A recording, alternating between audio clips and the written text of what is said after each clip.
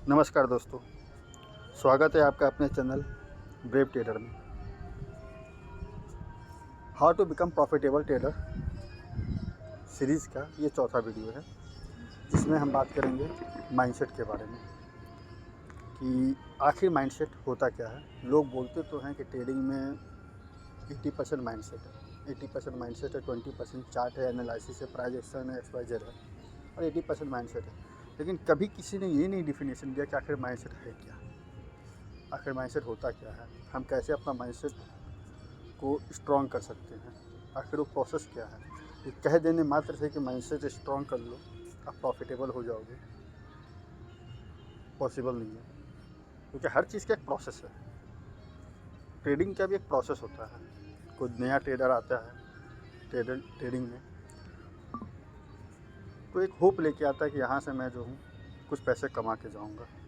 होता क्या है, मार्केट गिफ्ट के तौर पे थोड़ा बहुत पैसा देती है, लेकिन उसका लॉस होने लगता है। फिर जो प्रॉफिट किया वो लॉस में कन्वर्ट हुआ। फिर घर से भी कुछ गया, मतलब सेविंग्स भी कुछ गई। अब जो सेविंग्स गई उसे रिकवर करने के प्रयास में और सेविंग्स गई। फिर सेविंग्स ख़त्म हो गई। अब सेविंग्स कैसे वापस लाई जाए, इसके लिए लोन लिया गया, कर्ज लिया गया, उसके थ्रू से वापस क्या करना है। लेकिन जो लोन के थ्रू या कर्ज के थ्रू जो पैसा लिया गया वो भी चला गया। जब सारे पैसे चले गए, डिप्रेशन, फ्रस्ट्रेशन धीरे धीरे आने लगा, हावी होने लगा। तब समझ में आया कि ट्रेडिंग सीखना होता है। जब आप सीखने के प्रोसेस में आए, तब वहाँ से भी पैसा का लॉस हो रहा है, क्योंकि मार्केट में यही होता है। 99% ट्रेडर के साथ यही हो रहा है। तो फर्स्ट फेज़ क्या होता है मार्केट का, कि आप आते हो ट्रेडिंग में होप के साथ, बट आप सीखने की कोशिश में नहीं आते हो। आप सोचते हो मैं प्रॉफिट करूँगा, आते साथ आपको पैसा चाहिए। मार्केट आते साथ आपको रिवॉर्ड भी देती है, फिर लॉस होता है। तो फर्स्ट फेज़ में आपको ये समझ में आ जाता है कि आपके सब कुछ चला गया, मतलब लॉस अच्छा खासा आपने कर दिया। फिर मार्केट में आती है सेकंड फेज़। टोटल 4 फेज़ होते हैं मार्केट के, तो अब सेकंड फेज़ आती है, जिस फेज़ में आपको ये समझ में आ जाता है कि हाँ भैया, अब हमको स्टॉक मार्केट से पैसा कमाने के लिए सीखना होगा। पहला फेज़ में तो सिर्फ जुआ जकाली टाइप का आप काम कर रहे थे, ऊपर ले लो नीचे ले लो, काश में यहाँ पे ले लिया होता, ये 100 रुपये का प्रीमियम था 500 हो गया। तो आप काश के चक्कर में लॉस करते रहते हैं। फर्स्ट फेज़ में यही होता है। सेकंड फेज़ में आपको समझ में आता है सीखना होता है। अब सेकंड फेज़ में आप सीख जाते हो, समझ जाते हो, मार्केट को धीरे धीरे समझ जाते हो। वहाँ पर भी आपका लॉस हो रहा है, कहीं ना कहीं आपका दिन पूरा फ्रस्ट्रेट हो रहा है, दिन रात आप सोचते हो, ट्रेडिंग में लगे रहते हो, पागलों की तरह सीखने की कोशिश करते हो। कभी आप गलत होते हो, कभी मार्केट सही होता है, कभी मार्केट सही होता है, आप गलत होते हो। लेकिन इस बीच में भी आपका लॉस होता है। भले लॉस का जो परसेंटेज वो कम हो जाता है, और ब्रोकरेज वैसे का वैसे ही रहता है। जहाँ आप पहले 10 ट्रेड करके 10,000 लॉस करके ब्रोकरेज देते थे, अब क्या है कि वही 10 ट्रेड लेते हो, लेकिन आपका 5,000 लॉस होता है। मगर लॉस तो होता ही है सेकेंड फेज़ में भी। अब जब आप सीख गए, समझ गए, लॉस भी आपने कर दिया, अब थर्ड फेज़ आती है। अब थर्ड फेज़ में आपके पास 2 चीज़ नहीं रहता है, पहला पैसा, दूसरा कॉन्फिडेंस।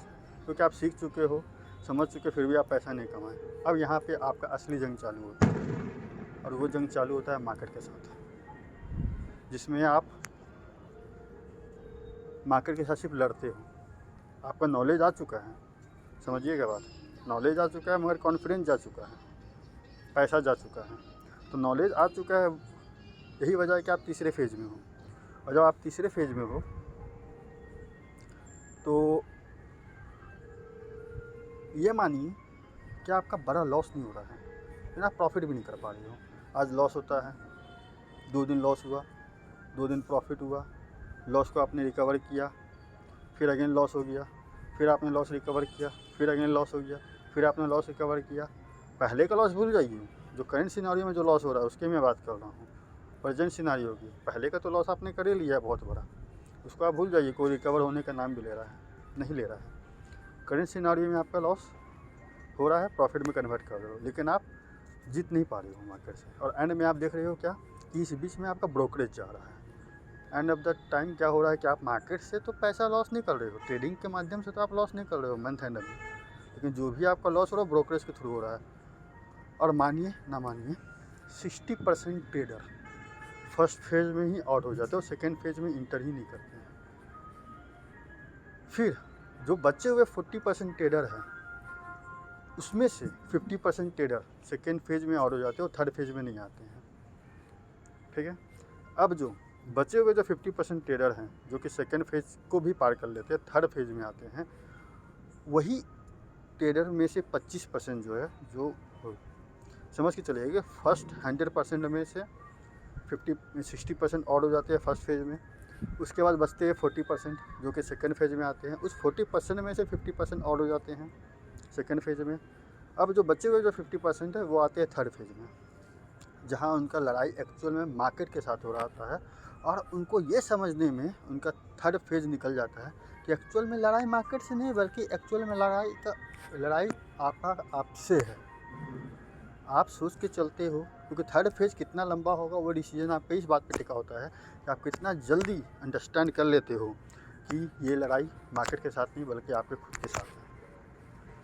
क्योंकि अगर आप सीख चुके हो, समझ चुके हैं, मार्केट को जानते हो, आपको पता रहता है कि ये मूव आएगा, वो मूव आता भी है, आप पोजीशन बनाते भी हो, फिर भी आप प्रॉफिट नहीं कर पाते हो। कभी आपका पोजीशन बनाते हो, छोटा प्रॉफिट लेके निकल जाते हो, कभी आप पोजीशन नहीं बनाते हो, हाथ से आपका निकल जाता है मूव, रिग्रेट करते हो।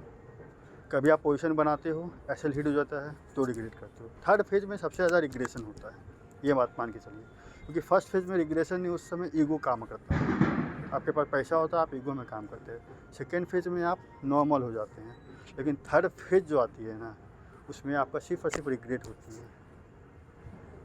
ये जो थर्ड फेज़ होता है ना, ये आपके ऊपर डिपेंड करता है। और ये थर्ड फेज़ में जो इंटर कर चुके हैं, आप अपनी ज़िंदगी के साथ इसको रिलेट कीजिएगा कि आप किस फेज़ में हो, क्या आपके साथ हो रहा है। मेरे द्वारा बोला गया एक बात सही है, क्योंकि ये सब चीज़ सभी के साथ होती है। जब आप थर्ड फेज़ में इंटर करते हो तो वहाँ सबसे पहले आप ये अंडरस्टैंड कर लो ना कि मार्केट के साथ आपकी लड़ाई नहीं है, आपकी लड़ाई खुद के साथ है। थर्ड फेज़ में आने के बाद आपको समझ में आता है कि एक्चुअल में मार्केट में पैसा कमाने के लिए माइंडसेट चाहिए, मार्केट में पैसा कमाने के लिए कॉन्फिडेंस चाहिए, मार्केट में पैसा कमाने के लिए या प्रॉफिटेबल बनने के लिए, सॉरी टू से, पैसा कमाने के लिए, प्रॉफिटेबल बनने के लिए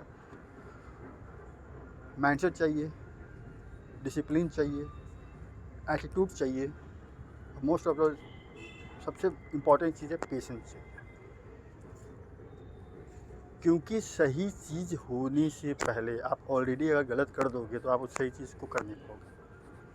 होता क्या है, आपको एक मूव पता रहता है कि हाँ ये मूव मार्केट में आने वाला है, लेकिन आपको वहाँ पे धैर्य रखना होता है, कंफर्मेशन का, सारी चीज़ों का। क्योंकि मार्केट में पैसा वो नहीं कमाता है ट्रेडिंग के माध्यम से जो ट्रेड करता है, मार्केट में पैसा वो कमाता है ट्रेडिंग के माध्यम से जो टाइम करता है मार्केट को। तो टाइम करने के लिए आपको पेशेंस रखना होगा, मोमेंटम चाहिए आपको, तो मोमेंटम के लिए वेट करना होगा। लेकिन आप क्या करते हो, उससे पहले ही गलती कर देते हो। मार्केट में एक बढ़िया मूव आया 2 बजे, आपने 2 बजे से पहले 4-5 ट्रेड कर करके अपना लॉस कर लिया है। वो जो 2 बजे मूव आया और आपके आंखों के सामने दिख रहा है, सब कुछ हो रहा है, मगर आप लेने की कैपेसिटी आपके अंदर नहीं है, कॉन्फिडेंस नहीं है, क्योंकि आपने ऑलरेडी लॉस कर लिया है। आप फिर ये सोचते हो मार्केट क्लोज होने के बाद कि काश मैंने शुरू के 2-3 घंटा लॉस नहीं किया होता, तो ये मूव मैं पकड़ लेता। तो ये रिग्रेट का दौर चलता है, रिग्रेशन का दौर चलता है। और थर्ड फेज़ को ख़त्म करने का सबसे अच्छा उपाय यही है, आप अपने माइंडसेट पे काम करो। और माइंडसेट है क्या, set your mind to going up. हर एक छोटी छोटी बातों पे जो कि आपके दैनिक कार्य हैं, उसमें आप डिसिप्लिन लो, टाइम का पंक्चुअल हो। कोई एक ऐसा हैबिट जनरेट करो कि हाँ जो आपका मन नहीं कर रहा फिर भी वो काम करना है। लाइफ स्टाइल में बात कर रहा हूँ। ध्यान करो, मेडिटेशन करो, माइंड को एकाग्र करो, शांत करो, ये सब चीज़ें हैं।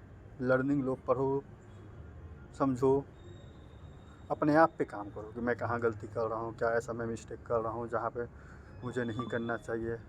आपको रिजल्ट मिलेगा कि आप या तो ओवर ट्रेडिंग कर रहे होगे, या तो आप ओवरनाइट कैरी कर रहे होगे, या तो आप गलत ट्रेड में बहुत ज़्यादा बैठ जा रहे होगे, बड़ा लॉस कर दे रहे होगे, या तो आप छोटी छोटी प्रॉफिट लेके निकल रहे होगे, या तो आप आइदर एसएल या टारगेट नहीं कर रहे होगे। तो ये 3-4 कारण आपके निकल के आएंगे। तो उन चीज़ों पे काम करना है जो पहले प्लान कर लिए, या तो आप प्लानिंग नहीं कर रहे होगे। प्लानिंग कर करके, एनालिसिस करके, जैसे मैंने आपको लास्ट वीडियो में मैंने आपको बताया था कि आपको एनालिसिस पहले करना है, फिर प्लानिंग करना है, फिर पेशेंस के साथ अपना एंट्री पॉइंट खोजना है, एंट्री पॉइंट मिल जाने के बाद धैर्य के साथ एसएल सिस्टम में फिट करके टारगेट तक के लिए वेट करना है। तो ये सारी चीज़ें हैं। तो ये सारी चीज़ों को, यानी कि जब आप अपने आप को इम्प्रूव करने लगते हो, ये मान करके कि मार्केट के साथ मेरा जंग नहीं है, मेरा जंग खुद के साथ है और मुझे खुद को इम्प्रूव करना है, अगर मार्केट से पैसा कमाना है तो आप ट्रेडिंग में सक्सेस के प्रति एक कदम और बढ़ाते हो और आप चौथे फेज़ में जाते हो। और चौथा फेज़ क्या है? फोर्थ फेज़, जो कि स्टॉक मार्केट का लास्ट फेज़ है। और इस फेज़ में आते आते मान के चलिए कि 99% ट्रेडर जिन्होंने जर्नी स्टार्ट की थी वो यहाँ से निकल चुके हो, तो अब बचते हैं लास्ट 1% जो फोर्थ फेज़ में पहुँचते हैं। और वही 1% ट्रेडिंग की दुनिया में लगातार पैसे कमाते हैं, जिनका अपने आप पे कंट्रोल हो गया, जिनका ट्रेडिंग सिस्टम जनरेट हो गया, जिनका सेटअप मजबूत हो गया। फिर वो धीरे धीरे स्टेप बाय स्टेप आगे बढ़ते हैं और फिर उनका जो कंपाउंडिंग होता है कैपिटल का, वो बहुत तेज़ी के साथ होता है। तो याद रखिए, थर्ड फेज़ से फोर्थ फेज़ में आने के लिए आपको खुद पे काम करना होगा, ना कि मार्केट से लड़ना होगा। मार्केट से लड़ना ज़रूरी है, बट खुद पे काम करना उससे कहीं ज़्यादा ज़रूरी है। अपनी गलतियों को समझ करके, अपनी गलतियों को दूर करके ही आप फोर्थ फेज़ में पहुंच सकते हो। और फोर्थ फेज़ जो कि फाइनल फेज़ है, वो है प्रॉफिटेबल होने का फेज़। इस फेज़ में आने के बाद आप प्रॉफिटेबल बनते हो और आपके नाम के साथ प्रॉफिटेबल ट्रेडर का टैग लगता है। तो अगर आप सभी लोग चाहते हो कि इस प्रॉफिटेबल ट्रेडर का टैग आपके नाम के साथ लगे, तो इस चैनल को सब्सक्राइब करें, लाइक करें और शेयर करें। Thank you.